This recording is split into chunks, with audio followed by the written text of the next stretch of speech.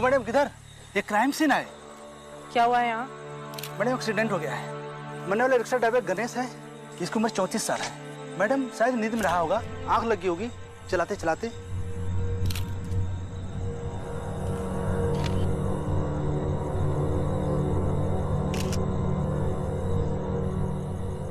संभाल के। एविडेंस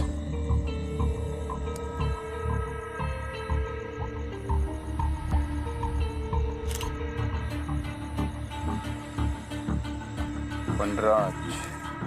क्या लगता है? मुझे पता था, ड्रग डील। 1 मिनट। एक रिक्शा वाला कोकेन खरीदेगा। You're missing something। ये वही जगह है जहाँ हमें अजय मिला था। एग्जैक्टली। हाँ सर, जी इन्वेस्टिगेट ही कर रहा हूँ।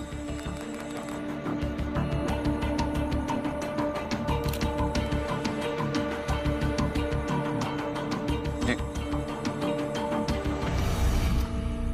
तुम गलत सोच रहे हो। ये सिर्फ एक ड्रग डील नहीं है, it's more than that। मैं कर रहा हूँ ना इन्वेस्टिगेट। रिलैक्स।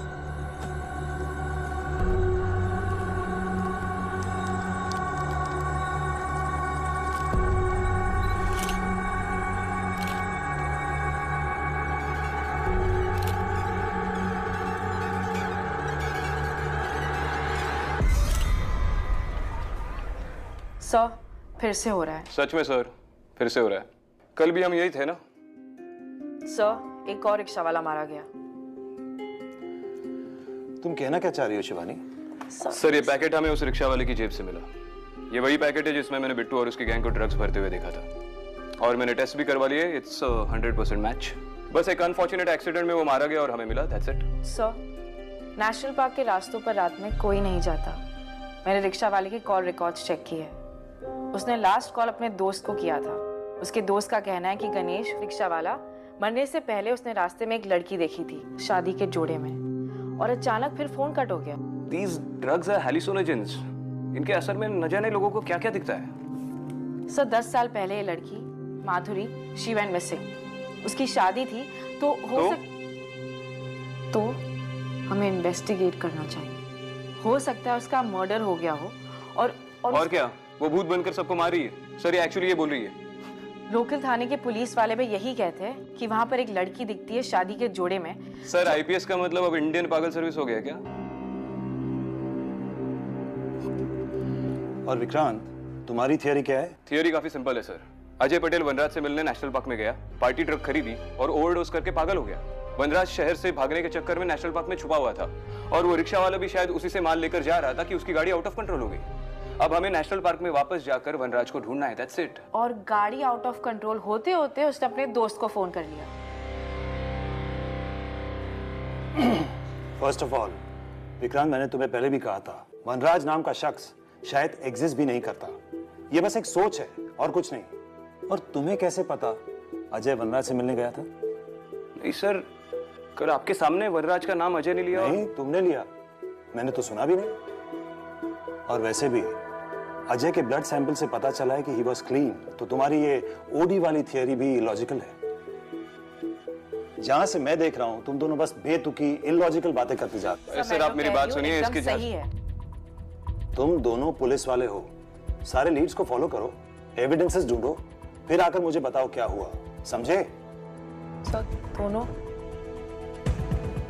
सिंस विक्रांत के इन्वेस्टिगेशन में तुम इन्वॉल्व हो ही गई हो बाय डिफॉल्ट, तो अब तुम दोनों इस केस को क्लोज करो ऑफिशियली। सर, पार्टनर की तो जरूरत है नहीं मुझे, अपनी माँ को भी यही बोलते रहता हूँ। सर, मुझे भी जरूरत नहीं है। मुझे जरूरत है रिजल्ट्स की। Now go. सर, फोर्स में आगे बढ़ना है ना तो लॉजिक का इस्तेमाल करो, और मजाक बनना है तो भूत देखो। 2011, victim Ramesh Pal, rickshaw driver, found dead National Park, cause of accident uncertain. 2012, victim Asif Khan, rickshaw driver, found dead National Park, case unsolved. ये फाइल्स कहाँ मिली तुम्हें? शैतान चौक। यार, तुम कहना क्या चाहती हो? We need to investigate. हाँ तो वही तो कर रहा हूँ मैं। देखो, मैं जानती हूँ तुम्हारे लिए इस थ्योरी को मानना मुश्किल होगा और शायद मैं गलत भी हो सकती हूँ, लेकिन मैं ये भी जानती हूँ कि एक लड़की 10 साल से मिसिंग है और उसका कोई ना कोई कनेक्शन है इस केस से। विक्टिम के दोस्त का बयान है कि गणेश ने फ़ोन कट होने से पहले रास्ते में एक लड़की देखी थी। सो डोंट यू थिंक हमें एक बार इस लीड को फॉलो करना चाहिए? आई मीन, पुलिस फोर्स का लॉजिक क्या कहता है?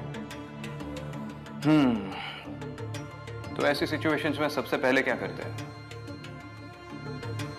रिक्शा वालों से पूछताछ। सबसे पहले फैमिली को रूल आउट करते हैं। Let's go. सब गलती मेरी थी साहब। 5 साल की थी जब उसकी माँ चल बसी। मैंने उसे अकेले पाला। सोचा था कि उसकी हर अच्छे बुरे को मैं समझ सकता हूँ, इसलिए मैंने उसकी शादी तय कर दी ताकि उसकी लाइफ सेटल हो सके। लेकिन क्या हुआ? तू रो क्यों रही है? क्योंकि मुझे शादी नहीं करनी है बाबा। बेटे, देखिए, बच्चों वाली जिद छोड़ दे। अब तू बड़ी हो गई है, समझा कर। पर बाबा, मैंने तो आपको रिश्ता आते टाइम ही कहा था कि मुझे भी शादी नहीं करनी है। अभी तो मैंने कॉलेज कंप्लीट किया है। और मैंने भी तुझसे कहा था कि तेरी कॉलेज खत्म होते ही मैं तेरी शादी करवा दूंगा। पर इतनी जल्दी क्या है बाबा? क्योंकि तेरी शादी करवाना मेरी जिम्मेदारी है। आज तेरी आई भी होती ना तो वो भी यही करती। नहीं बाबा, आई होती ना तो वो मुझसे पूछती कि मैं क्या चाहती हूँ। मेरे बहुत सपने हैं बाबा। ऐसे क्या सपने हैं तेरे? मैं भी दूसरी लड़कियों की तरह कुछ बनना चाहती हूँ, काम करना चाहती हूँ। आपको पता है, प्रोफेसर साहब कह रहे थे कि मेरे इतने अच्छे मार्क्स है कि मुझे फॉरेन में भी नौकरी मिल सकती है। तो बेटा, ये सब तो शादी के बाद भी तो कर सकती है ना? बोल, कर सकती है ना? पर बाबा, आप तो उन लोगों की सोच जानते हैं ना, वो मुझे शादी के बाद काम नहीं करने देंगे। तो मत करना, कुछ करने की जरूरत नहीं है तुझे, मगर तेरी शादी होके रहेगी।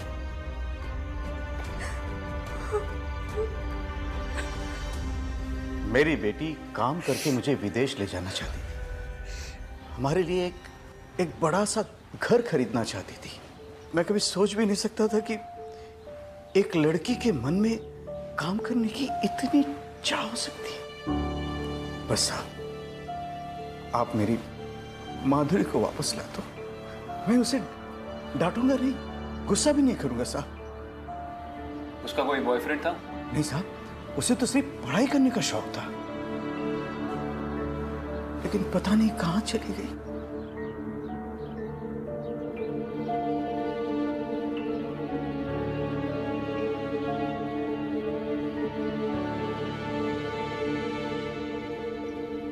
आपने मिसिंग पर्सन रिपोर्ट कब लिखवाई?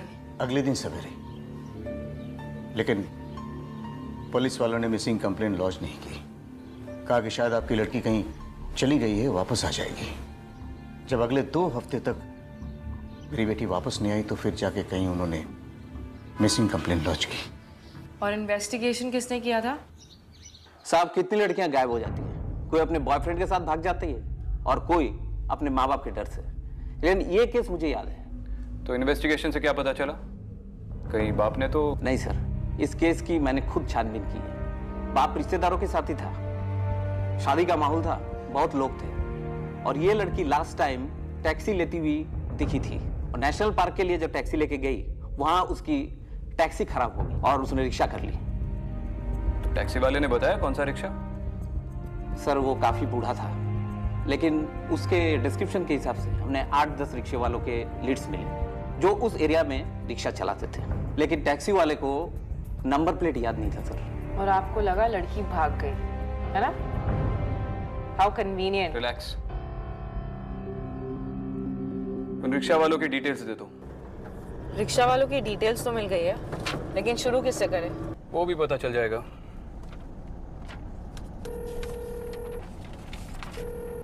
Joshi. Yes sir. National park road 2008 rickshaw driver. समझ गया सर। ये क्या है? Google search. जीता जागता गूगल, मेरा इन्फॉर्मर जोशी। सिर्फ एक रिक्शा वाला उस एरिया के सारे रिक्शा वालों की कुंडली बता देगा। 10 साल पहले आप नेशनल पार्क रोड पे रिक्शा चलाते थे? सब कोई एरिया फिक्स नहीं होता था, लेकिन हाँ, ज्यादातर उसी रोड पे रिक्शा चलाता था। और कौन कौन रिक्शा चलाता था वहाँ पे? सब कुछ ही लोग थे जो वहाँ रिक्शा चलाते थे। कुछ सालों से तो उन्होंने भी वहाँ जाना बंद कर दिया है। वहाँ वो एक लड़की का भूत है ना साहब। जो बाकी रिक्शा वाले थे उनके कुछ डिटेल्स दे सकते हैं आप? हाँ हाँ, कन्हैया, श्रीकांत, बबलू, शिवा। इनमें से किसी ने रिक्शा चलाना छोड़ दिया या शहर ही छोड़ दिया, ऐसा कोई है? हाँ हाँ, एक दिलीप था साहब, उसने रिक्शा चलाना छोड़ दिया और आजकल ट्रांसपोर्ट लाइन में कुछ काम करना शुरू कर दिया है। और उसी तरह से एक एजाज भी था, उसने भी कुछ छोटा मोटा धंधा शुरू किया है, लेकिन बस ज़्यादा नहीं मालूम। ठीक है, थैंक यू। माधुरी के बाप ने बोला कि वो शादी के मंडप से भागी थी, अपने सारे जेवर और सेविंग्स साथ मिले। अब या तो किसी ने उस पर रेप करके उसे मार दिया होगा या फिर वो जेवर चुरा लिए होंगे और फिर मारा होगा। इसका मतलब रिक्शा वाले के पास बहुत पैसा आ गया होगा। खाक इन्वेस्टिगेशन की उस सागर पाई ने उस वक्त ही अगर पता कर लिया होता कि उनके पास इतना पैसा कहाँ से आया, तो केस कब का सॉल्व हो गया होता। अब तो सिर्फ दो ही बातें हो सकती हैं, या तो वो क्रिमिनल शहर छोड़कर भाग गया है या फिर इन दोनों में से कोई है।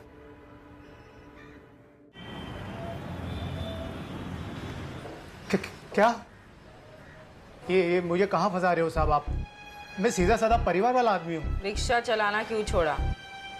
मेरे भाई की दुबई में दुकान है, उससे कुछ पैसे लिए, मेरा रिक्शा उसको बेचा मैंने, फिर ये धंधा खोल लिया मैंने। या जेल जाने से बचने के लिए रिक्शा बेच दी? क्या साहब, सॉरी मैडम, कौन सी लड़की कौन सा मर्डर कुछ नहीं जानता हूँ मैं।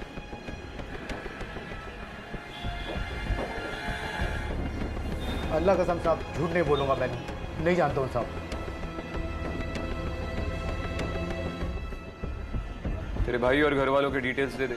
सॉरी सर, क्या है आज लंच ब्रेक थोड़ा लेट हुआ ना, इसलिए लेट हो गया। बोलिए क्या सेवा करो आपकी? आज से 10 साल पहले आप नेशनल पार्क रोड पे रिक्शा चलाते थे। सर जरा धीरे बात कीजिए, क्या है 10 साल पुरानी बात है, मेरा ऑफिस स्टाफ सुनेगा तो कैसा लगेगा? ये ट्रांसपोर्ट का बिजनेस कैसे शुरू किया? सब माता की कृपा है सर। देखो, जिंदगी में मैंने छोटे मोटे गलत काम किए, लेकिन एक अच्छा काम किया, अपने पत्नी से शादी करके। शादी में जो भी उसके पिताजी ने दिया, बस उसी में थोड़ी मेहनत डाल के उसको आगे बढ़ाया। बाकी तो माता का आशीर्वाद है। इस लड़की को पहचानते हो? आज से 10 साल पहले शायद ये तुम्हारी रिक्शा में बैठी थी नेशनल पार्क रोड पर।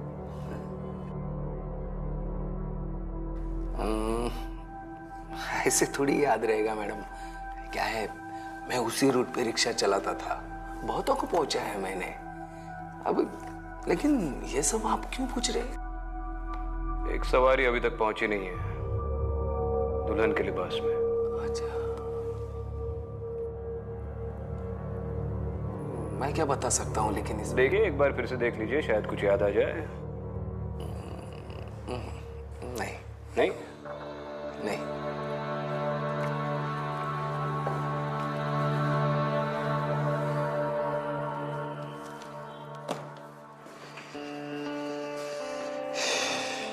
ये आदमी हमसे कुछ छुपा रहा है। देखो, इतनी जल्दी कंक्लूजन्स पे मत पहुंचो। मैं जोशी से बोल दूंगा, वो दोनों का बैकग्राउंड चेक कर लेगा। लेकिन अभी भी मुझे एक बात खटक रही है। एक रिक्शा वाले का पैसा गल्फ से आता है और उसका रेस्टोरेंट का बिजनेस। हमें इजाज पे नजर रखनी चाहिए। मुझे तो दिलीप में कुछ गड़बड़ लग रही है। चलो।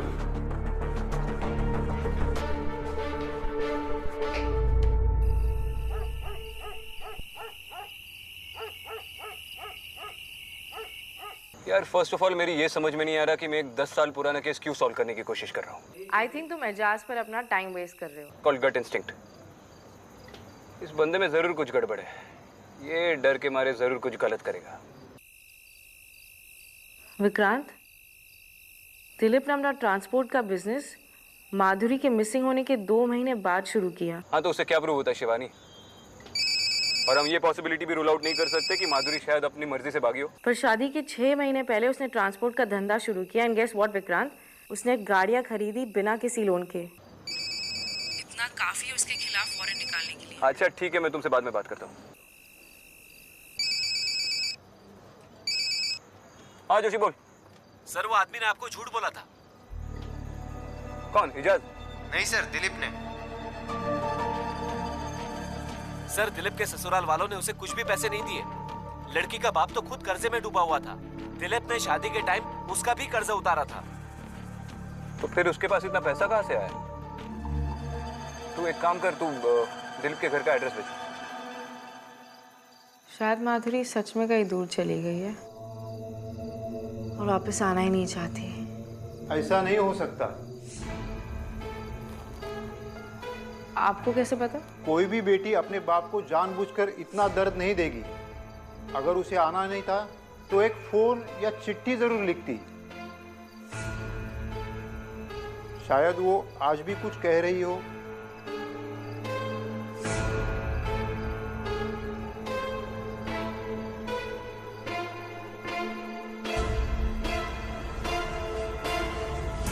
दीदी, क्या आप मुझे आगे चौराहे तक छोड़ देंगी?